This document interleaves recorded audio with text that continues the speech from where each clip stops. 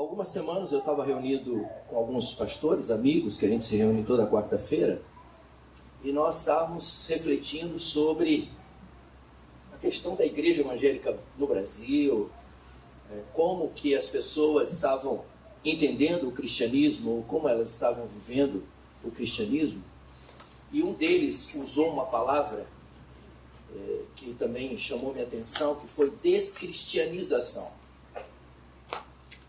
E aí um outro disse, não, eu acho que não é uma descristianização, mas sim uma recristianização. E essas duas palavras, desde então, elas têm visitado a minha alma. Até porque eu tenho me perguntado, será que as pessoas, elas verdadeiramente experimentaram a proposta do reino de Deus? Aqueles que se denominam evangélicos, cristãos, será que realmente eles experimentaram aquilo que Jesus veio anunciando? Será que a nossa sociedade, ela não vive uma crise de fé? Será que nós tínhamos uma sociedade que era cristã e não é mais? Estamos vivendo uma verdadeira revolução anticristã? Porque eu olho para a sociedade e às vezes vejo uma sociedade que já não se considera, ou melhor, que já não considera mais Cristo.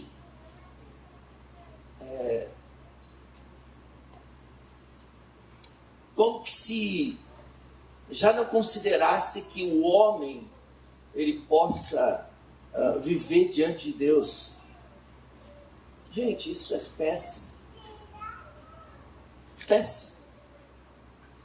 Aonde a gente acaba vendo que tudo é permitido, não há mais critérios absolutos. Será que nós não estamos vivendo uma onda cristofóbica? Aonde as pessoas estão rejeitando Cristo? Hein, João, será que na sua universidade não há uma certa cristofobia entre a turma? No sentido de que Cristo não faz muito sentido? Até porque nos meios acadêmicos, você que convive em meios acadêmicos, Cristo não está fazendo muito sentido. Então há uma certa cristofobia. E esse tema, esse assunto, tem falado muito forte ao meu coração. E eu queria que você abrisse a sua Bíblia em Mateus 23, do verso 1 ao verso 7. Mateus, capítulo 23, do verso 1 ao verso 7.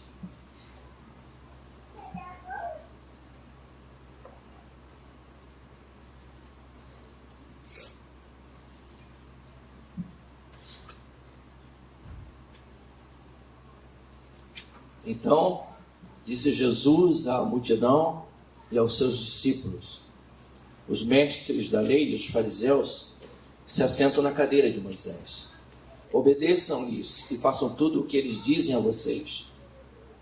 Mas não façam o que eles fazem, pois não praticam o que pregam.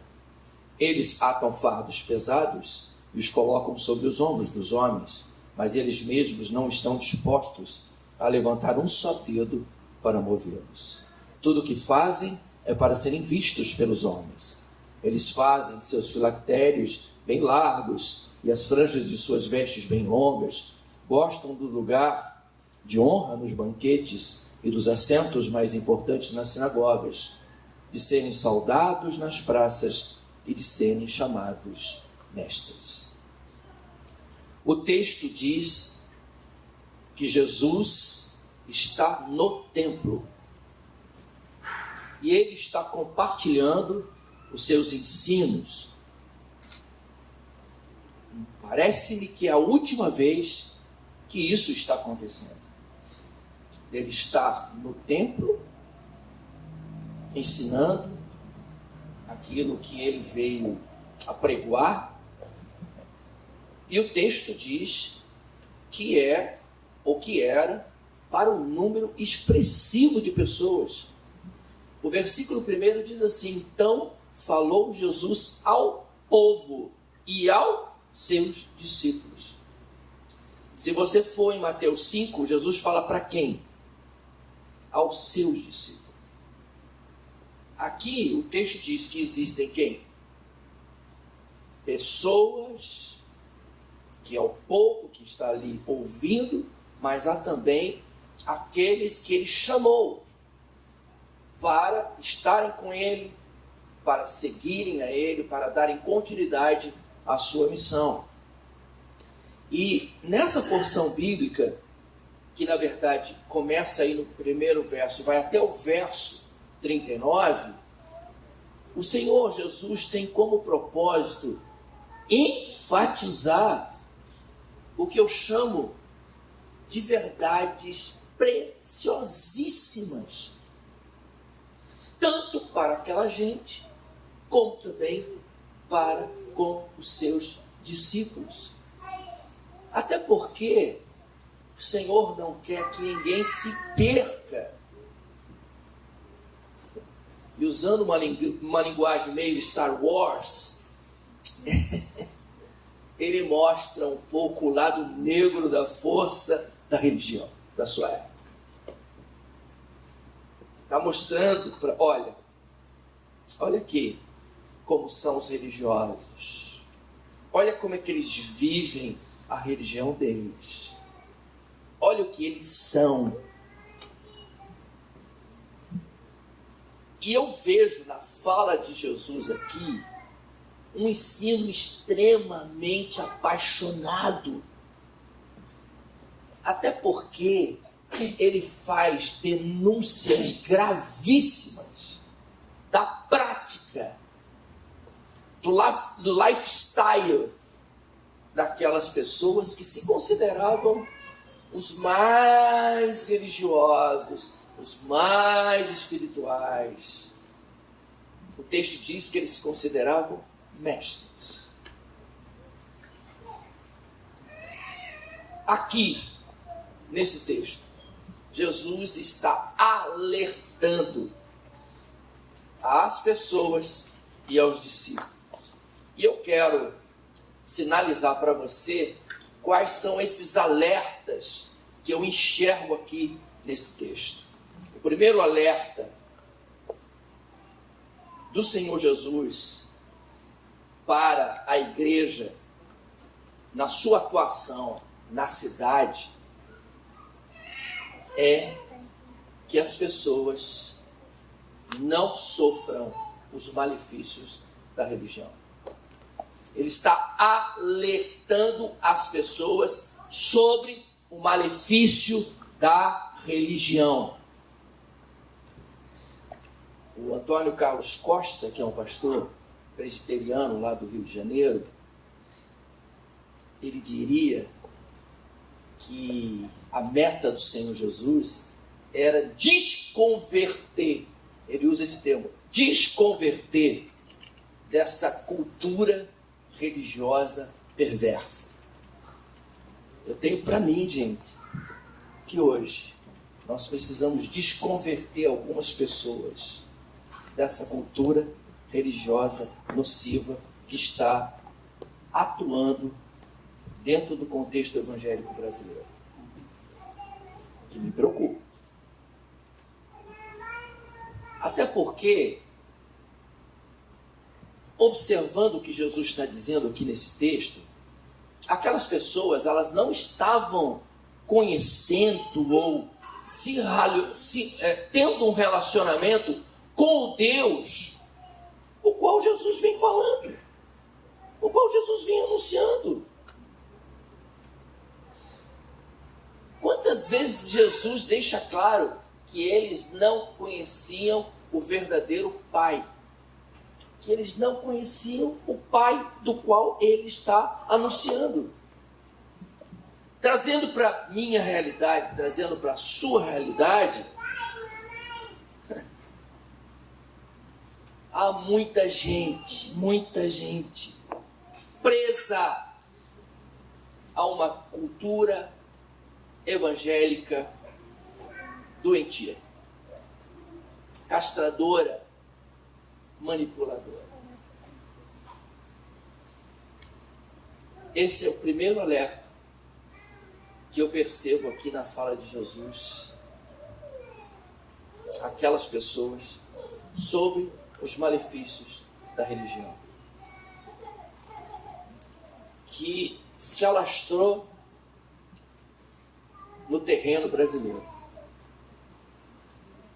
Abusos espirituais, líderes que abusam espiritualmente as pessoas.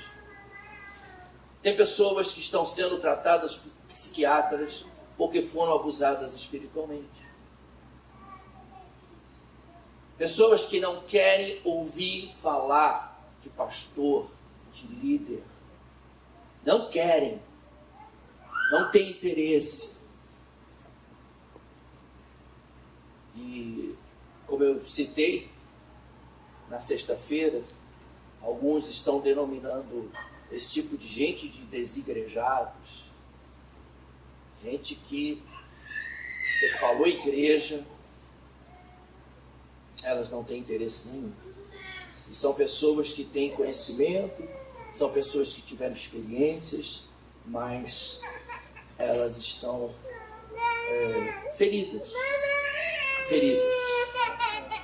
feridas na sua alma. Algumas não estão feridas com Deus, estão feridas na alma, estão feridas com a instituição, e por aí vai. Esse é o primeiro alerta. O segundo alerta é a como não conduzir a igreja. Eu disse a você que o texto diz que ele está ensinando às pessoas, mas também ele está ensinando aos seus discípulos, aqueles que dariam continuidade à sua missão, aqueles que fariam com que o reino pudesse se expandir. E aí nós vamos para Atos, nós vamos ver as cartas paulinas e nós vamos perceber isso. Ele está ensinando aos seus amigos que de uma certa forma levariam a sua mensagem a fazerem diferente. Não reproduzam o que vocês estão vendo. Não reproduzam. Quando ele está falando sobre os religiosos, ele está alertando: não reproduzam isso, porque não é isso que eu vim propor, não é isso que eu vim ensinar, não é essa a mensagem que o meu pai disse que eu deveria anunciar.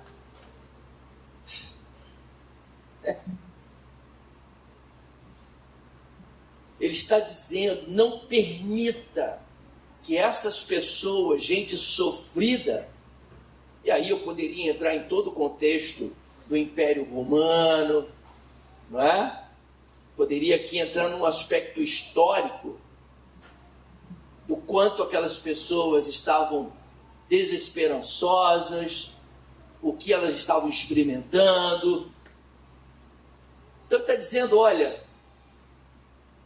façam de tudo para que a vida deles não se deforme, que eles não se percam por estarem ouvindo o que eles estão anunciando. O meu ensino é oposto ao que eles estão falando. Mateus 23:16 vai dizer, e o Senhor diz: ai de vocês, guias cegos. O Senhor Jesus está dizendo que aqueles camaradas eram guias cegos. Irmãos, Se eu fosse dizer algo para você hoje, dentro da nossa realidade, dentro do que a gente vive, eu diria para você, vamos nos esforçar como igreja na cidade. Vamos nos esforçar como comunidade de fé a fazer com que as pessoas, ou ajudar as pessoas a se encantarem pelo Evangelho. Marcos, Luciano, que as pessoas nessa comunidade se encantem pelo Evangelho, não pela religião. Não pela religião. Que haja encanto pelo Evangelho, porque o Evangelho é lindo. Amém. O Evangelho é precioso. Eu lembro que eu fui alcançado pela graça bendita anunciada pelo Evangelho do Cristo vivo. Não foi pela religião. Não foi. Não foi. Vamos ajudar as pessoas, como igreja na cidade, a se encantarem pelo Evangelho. Amém. Esse é o alerta do Senhor a como não conduzir a igreja. Não vamos conduzir a igreja pelo caminho proposto por esses religiosos. Não. O Senhor Jesus propõe outro caminho, outra via, e não essa que machuca, que castra, que manipula, que destrói. O terceiro alerta que o Senhor faz nesse texto é sobre um juízo que estava chegando. Ele alerta, olha, ele deixa claro que há muitos religiosos. Está dizendo para aquela gente, esses líderes aí que dizem temer a Deus, eles não temem a Deus. As suas bocas são como covas. Os seus ventres são insaciáveis. Eles são cruéis. Suas línguas são veneno e morte. Uau! Sua crença é diabólica. Aí você fala, mas é o Senhor Jesus que está falando isso. O interesse deles servem ao diabo. Eu queria que você mostrasse para mim o Senhor Jesus chamando alguma prostituta de filha do diabo. Mostra para mim. Nos evangelhos. Mostra. Mostra o Senhor Jesus chamando Mateus ou o próprio Zaqueu de filho do demônio. Ele vai dizer, e ele vai citar, e ele vai chamar os religiosos de filhos de Belial, porque eles se diziam filhos de Abraão. E o Senhor Jesus, não, vocês não são filhos de Abraão, vocês são filhos de Belial.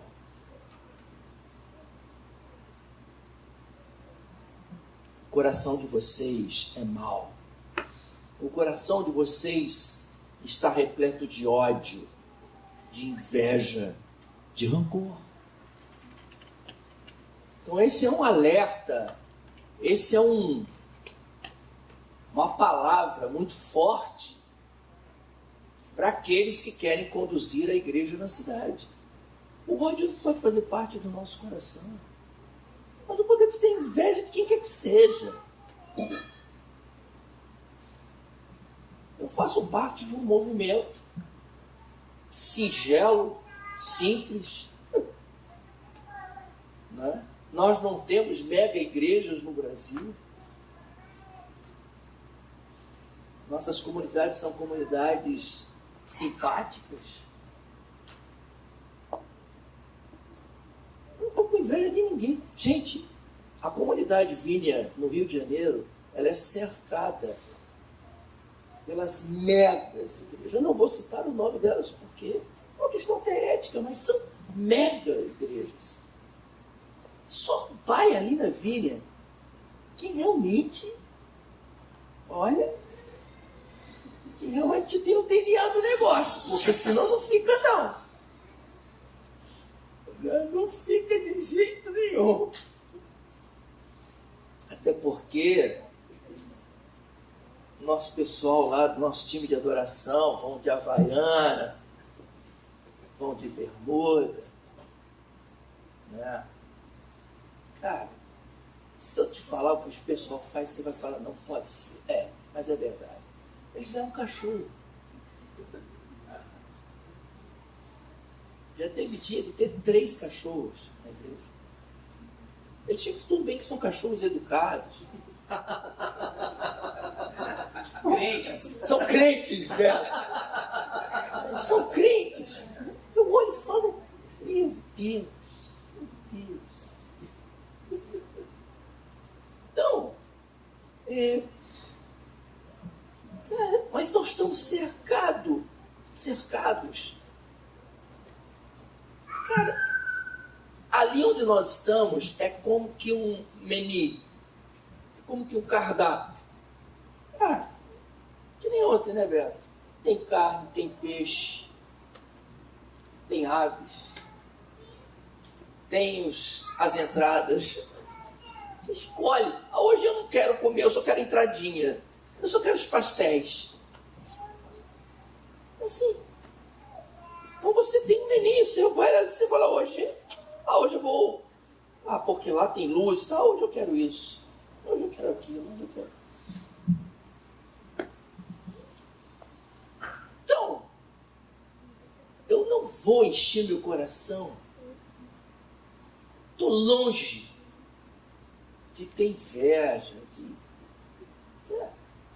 Eu sei o chamado que Deus deu a mim. Tenho consciência plena.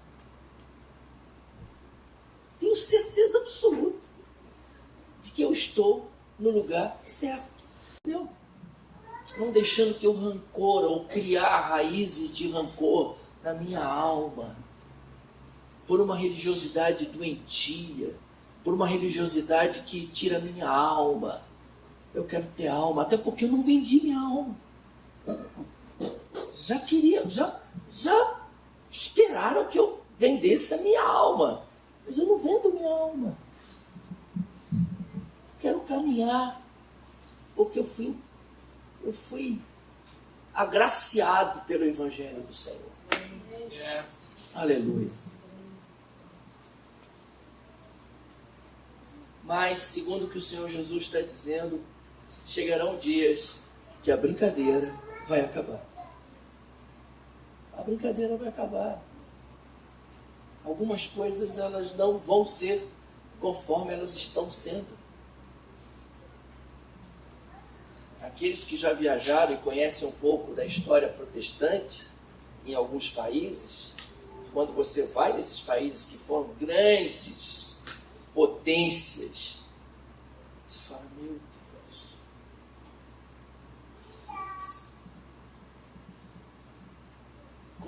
Como assim? Como que uma Europa ela pode ser considerada hoje pós-cristã? Como uma Inglaterra pode ter tanta dificuldade para a proclamação?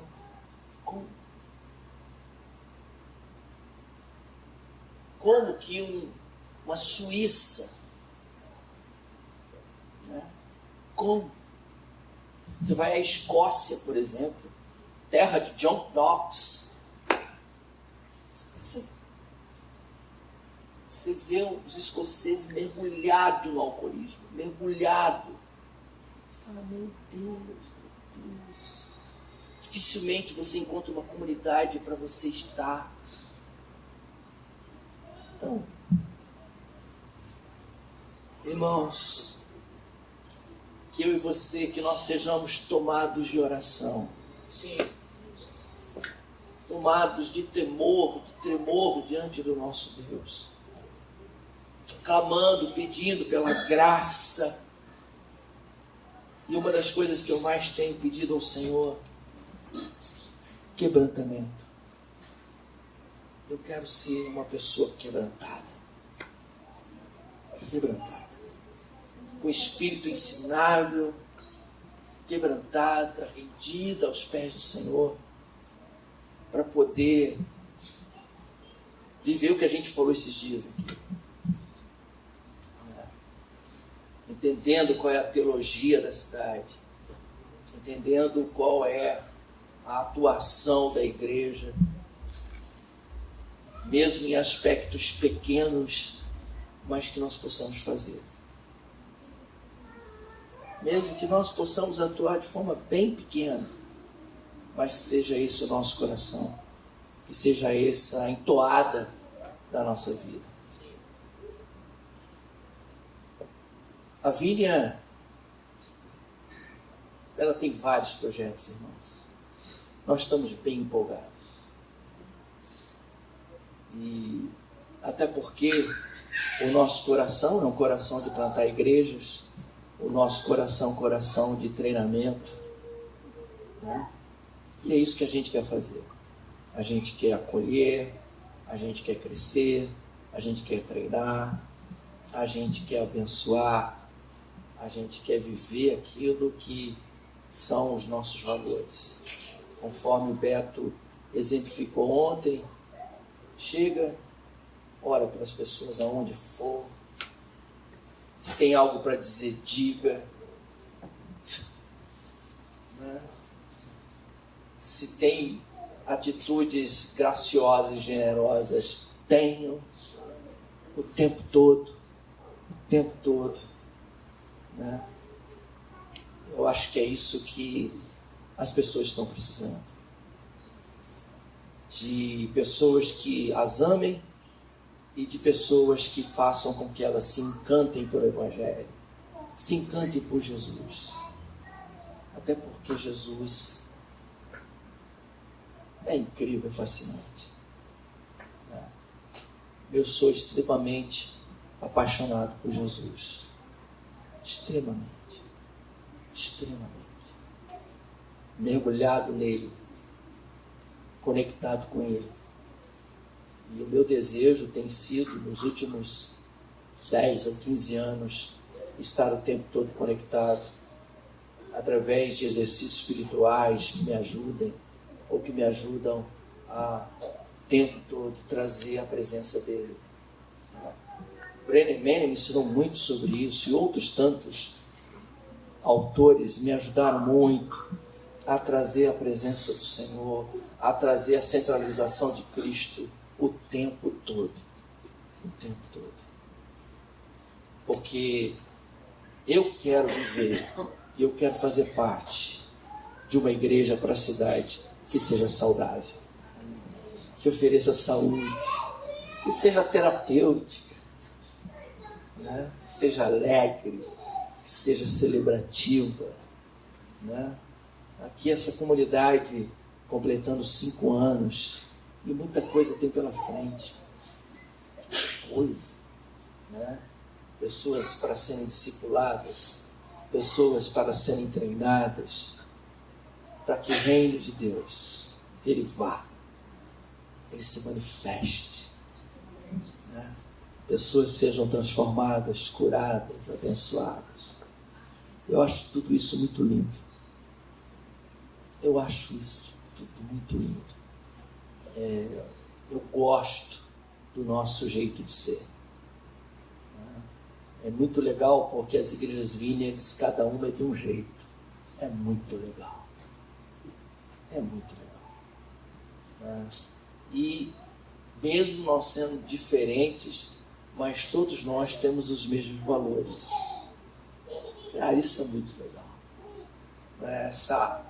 Essa troca que a gente tem, né, de amor, de companheirismo, de acolhimento, de hospitalidade, de serviço, isso é um negócio que me atrai. E é legal porque já revisitei, Beto provavelmente já teve de norte a sul, nós já tivemos aí nas vineyards, e a gente percebe coisas tão ricas, cultura. Mas eu falo, meu Deus, umas são mais hippies como a nossa, outras são menos hippies, né? Outras são... Mas é lindo, lindo. É lindo ver o que o Senhor está fazendo. Nós estamos plantando novas igrejas, nós estamos plantando uma nova igreja na cidade de Belo Horizonte. O Renê está à frente de uma igreja, já estamos nos reunindo com alguns irmãos, e ele está formando, está transicionando, né? Deixando um líder em Betim para poder assumir essa nova comunidade que está nascendo em Belo Horizonte. O Lucas, lá no Rio de Janeiro, também está fazendo um trabalho lindo. Enfim, né? Nós temos um inglês que está atuando lá em Florianópolis, e ele é muito engraçado, o Jimmy Rock, muito engraçado. O Beto até citou ontem ele, né, o trabalho de tenda de oração na praia, e eu já conhecia ele esteve com a gente no Rio há uns 6 anos atrás. Ele veio, na época ele estava ligado à igreja anglicana, e nós saímos para fazer cura nas ruas, e ele também se apaixonou, porque ele não tinha ideia de que havia vineyard no Brasil, e acabou se apaixonando. Aí a gente fez a ponte via Milton Lucas, para que ele pudesse também... Ele tinha o desejo de vir para o Brasil, porque ele é casado com uma brasileira, e está lá, à frente de uma comunidade, na Praia dos Ingleses, lá em Florianópolis. Olha o nome da praia que o bicho vai, Praia dos Ingleses, né? Ele está lá. Gente, é isso que eu queria dividir com vocês, sabe? Que a igreja na cidade, ela ofereça saúde. Deixemos de lado esse ranço, essa proposta patológica da religião, que só machuca, que só fere, que só destrói. Deus te abençoe.